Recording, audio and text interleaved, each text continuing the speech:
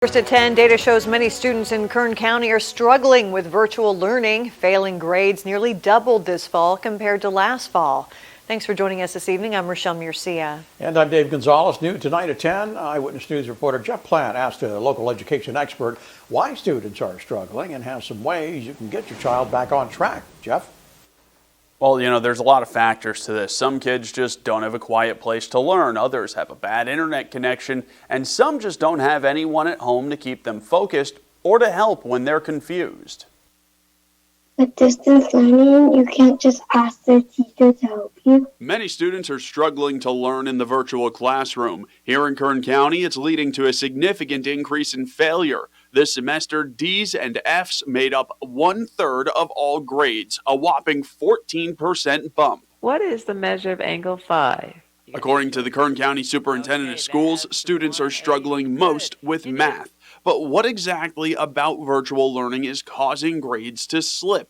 Gustavo Luna runs Kern Tutoring and is working on his Master's of Education at Harvard. We do know that children thrive with structure. Luna says the isolation of a virtual classroom makes it tough for kids to learn and remain focused. He adds it's tough to fully engage a student through a screen because you can't use every teaching technique. That they are doing something hands-on, that they are writing, that they are reading, and some of these elements are extremely difficult to accomplish in a virtual environment. Looking at the data, you can see A students are mostly still A students, but B's are becoming C's, and C's are becoming D's and F's. High-achieving students have already a strong foundation on study skills.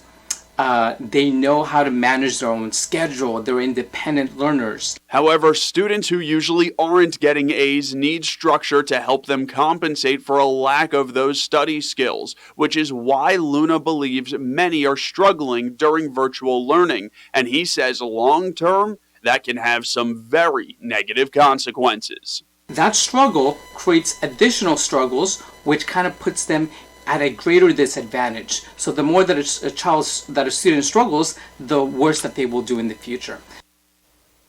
So if your kid is struggling, Luna says there's a couple of ways you could get them back on track. And the biggest and easiest one is to set a schedule. Provide any structure you can to their school days. Breakfast, class, snacks, breaks, recess. Help your child at least feel like they're in a learning environment.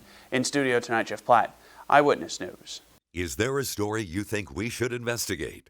Call our Eyewitness News tip line at 869-2929.